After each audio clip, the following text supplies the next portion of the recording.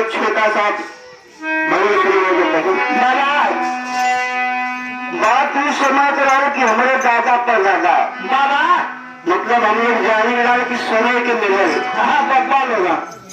ऐसे तो जैसे यहाँ किनारे पर गंगा जी विराजमान है इसलिए हमारे घर छठान बन गया है एकदम किनारे पर। तो समय बताओ कि जब हमारे बगलिए से माझी बिरादरी हो जैसे यहाँ पर हो कि जब पूर्वा पछुआ हवा चला तो जब पछुआ हवा चला लगे तो हमारे गाँव को माझी में ताल टांग के बंगाल काम करे चल जाए और जब काम करे चल जाए तो वहाँ का बहन बिटिया मतलब जो पूरे घरों का जो घर है अपने अपने पति के विधवा के सलामती के लिए मारी से अच्छे गीत गाओ।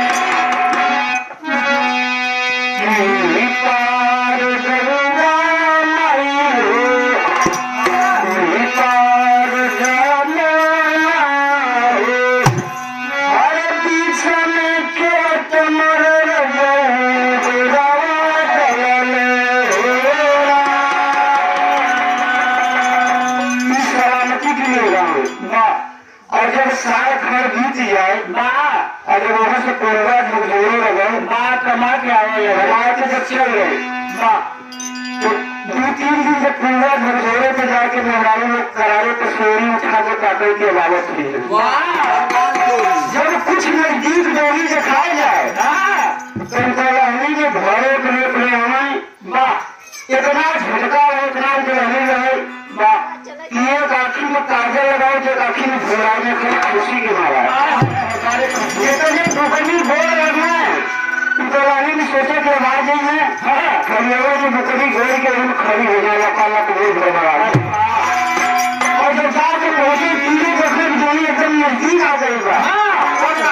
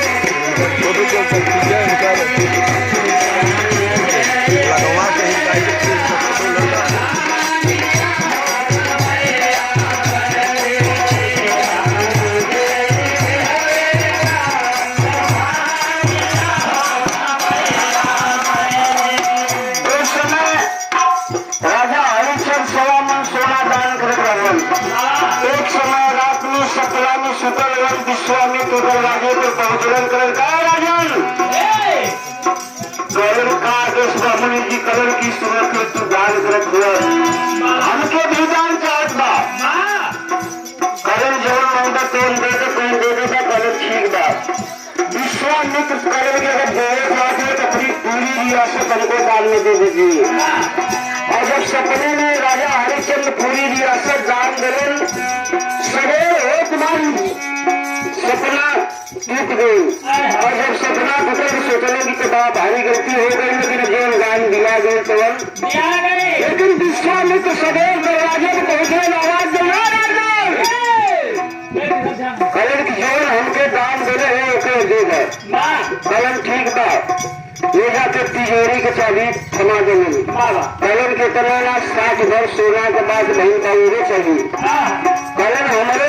खजाना में कौना ओरी देखा तो 60 वर्ष सोना को अकेले मिल जाएगी, लेकिन विश्वामित्र करो कि जब अपनी पूरी रियासत आपने हमको दान दे दिया तुम्हारा बचा क्या 60 वर्ष सोना हमके अलग से चाहिए कलन ठीक बात 60 वर्ष सोना दे चल गलती नहीं करानी छोड़ी करके चाली भैया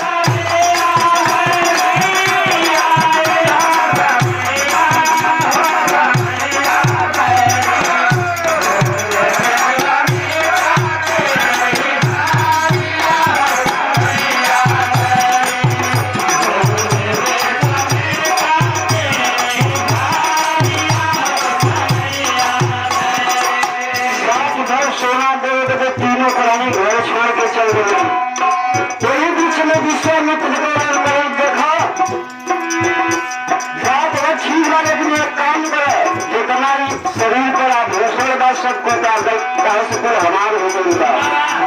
एकदम जो बिना वस्त्र में तीनों प्राणी निकल गया और 60 वर्ष होना जितना जल्दी हो सके हमको देखिए कई छुट्टिया का दूसरा की गलती से हमारे श्रेष्ठ भाई रामदेव जी के सुंदर चरण में पहले प्राणदार आशीर्वाद के कामना का भगवान भोलेनाथ हमारे सरस्वती तरफ हमारे पर तरक्की मिले भैया के उस समय जब सब दूसरों उतार देने का भय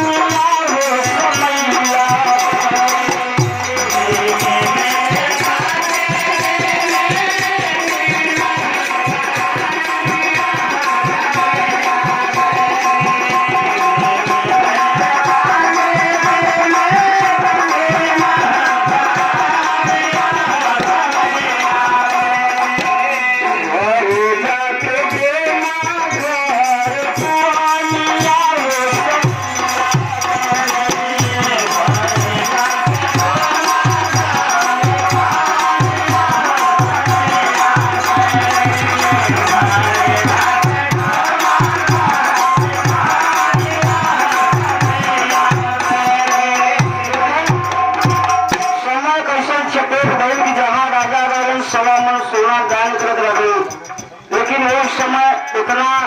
गिरानी आ गई समय ऐसा लपेट आई कि खुद तीनों कराने की गई उस समय पता लगा कि 20 भर सोना मणिकर्णिका घाट के कहीं देन देन कहीं 20 भर सोना 40 भर देने 40 भर तो के मिली के बाद 20 भर हम दे ना पाए 40 भर में अगर चला तो चला 40 भर में राजा हरिश्चंद्र को बिका देने जाकर देन घरे पानी भरे लगल, लेकिन जब 20 भर घट गई उस समय राजा बिक गए लेकिन रानी तारामती और अपने बेटवा रोहित के लेके लगा देने बोली कि भैया 20 20 भर का सवाल था। अभी केवल दे के भगवान के खड़े होने तो कम से कम हमारे उद्धार हो गई। उस समय बनारस को रहे वाला थे पंडित जी 20 भर दे के सारा के तो खरीद गए, लेकिन कल सिर्फ पहुंचे लेकर चलो बेटवा के अरे बाबू अपनी हमारे बच्चा कहाँ रही कहे जहाँ मन है कहाँ रही जाई तो दुकान से 2-4 रोटी खाई तुम चलो तो कुछ न कुछ काम कर दो ही लगे। लेकिन हमारे श्रेष्ठ गुरु भाई श्रीमान जी लोगों की भक्ति से हमारे गुरु जी हैं चरण में कल की प्लान आशीर्वाद के कामयाबा और कोई सभी हमारे से सुंदर नाम तो मैं बनता लेकिन हम समझे यही जगह से हैं चरण में कल की प्लान आशीर्वाद के कामना बढ़ सकते। लेकिन जब जो समय पंडित जी खरीद के लिए बोले 2-3 दिन के भीतर किसी तरीके से काम धंधा कर लेकिन एक दिन पंडित जी को गुस्सा आ गई और गुस्सा आए तो बोलता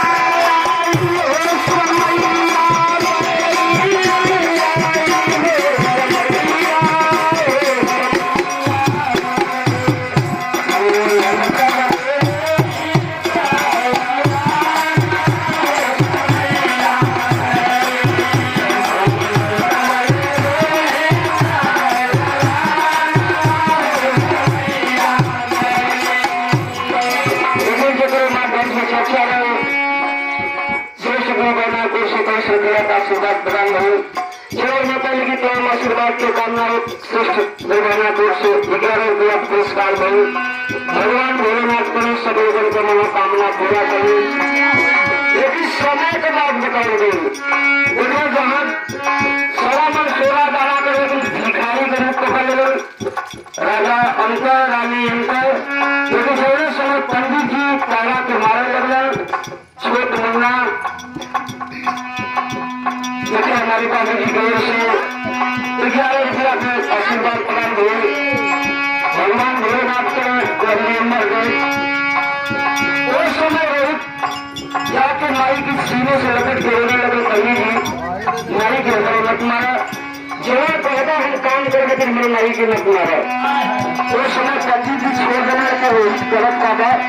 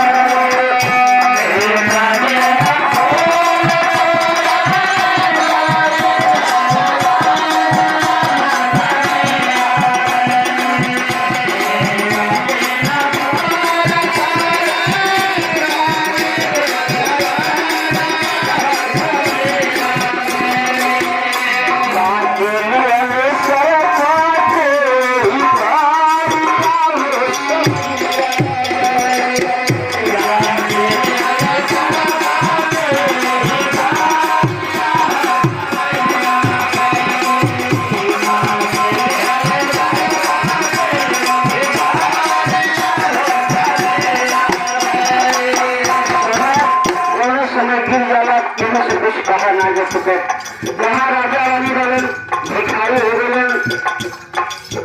अंत में मजबूर होकर लड़का कलश पंडित जी मत मारा हम जाके कुछ काम करें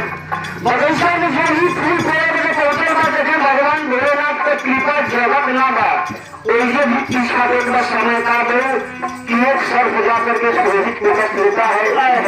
थोड़े समय रोहित के कष्ट बापू जी मुन्ना लौटला की गिर जाता है करके आवाज देखता जौने समय माई के कान में आवाज करे बाबू माई करण की जाके बचवा की गोदी में उठाए थे लेकिन धीरे धीरे बचवा के सांस लग पड़ता माई रोने लगी रो करके सबके दरवाजे पर देखे जहाँ राजा रानी रहे लेकिन दरवाजे पर जाके सब लोगों से हमारी विनती जोड़ के हाथ जोड़ के प्रार्थना करते दूर हुआ बाबू, लेकिन समय खराब हो के ना सोच बता करे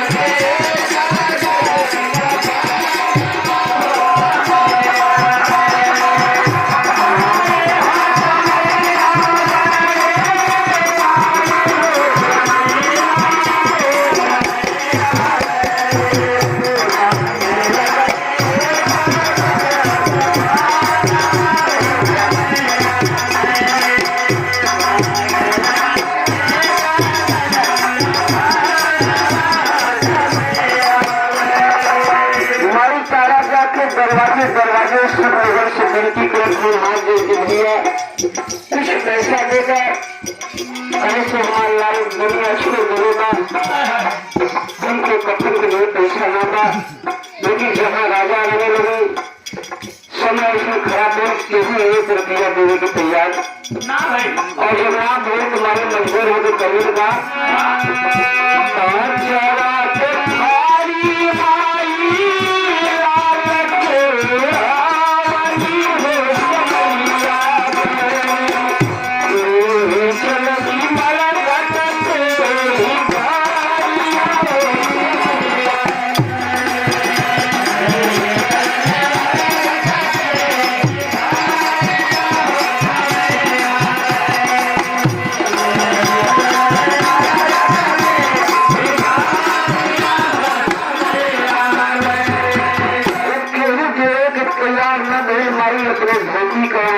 अपने बचवा के लपेट के बाबू लेके चल गई हमारी कुछ दूर जाए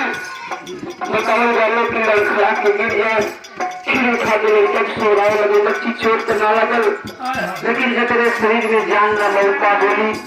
धीरे धीरे भाई तीरे जैसे गंगा के नजदीक में हो तीरे पहुंच गई, कभी जुगाड़ ना बला लकड़ी को की कैसे जलावन गई हमारी करण का जितना लोग मच्छी जलाने रहे जला मुर्गा का लकड़ी रहा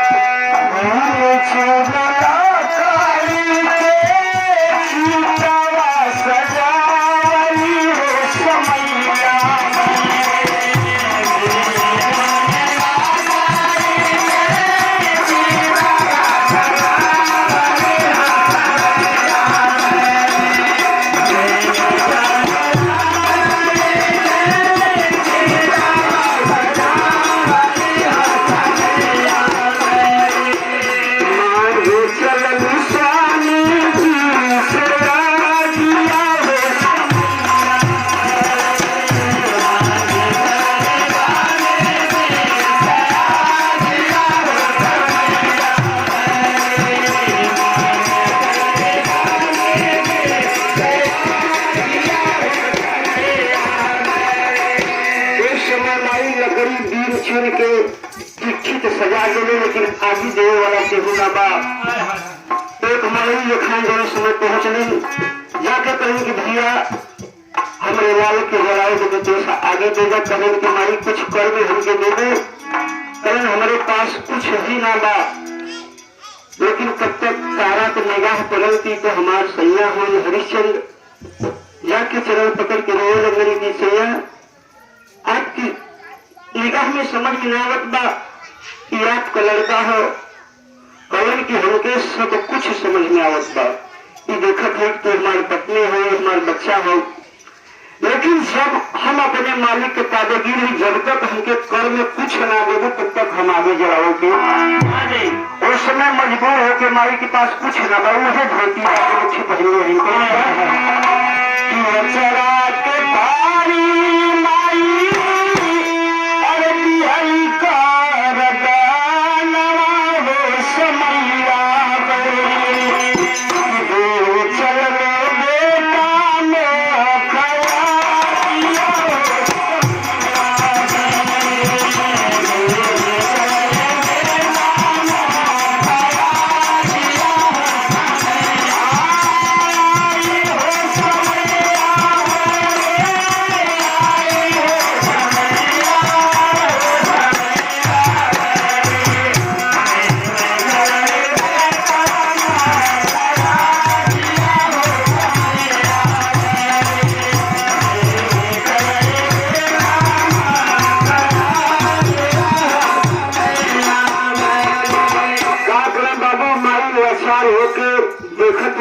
मोटी देह है लेकिन फिर भी सांप के ना डूबा वही आंखें फाड़ के जरूर कहने के लिए अगर ना मन बस हुआ तो ले लो लेकिन हमारे लाल की आगे थोड़े समय आगे लेके हरिश्चंद्र चले लगे बाबू कुछ दूर पहुंचलन सोचा था कि 5 फेरिया घूम के आगे लगवा दे लेकिन बताने वाले कि सबसे बढ़िया विधवा का बोझ किसी के कंधे बनाया जा सकेगा। हरिश्चंद्र किसी प्रकार से घूम के सोचलन की आगे लगा गई। वही समय भगवान भोलेनाथ प्रकट हो गए थे। बस विश्वामित्र हरिश्चंद्र जो भी तुम्हें मानना हो मान लो। विश्वामित्र पहुंचलन करने के आगे कहो तो मैं तुम्हारा दान तुम्हें वापस कर देता हूँ। करण की ना जब हम दान दे देली तो दान वापस मुझे कुछ ना चाहिए। अगर देने चाहते हो तो बस इतना दे दो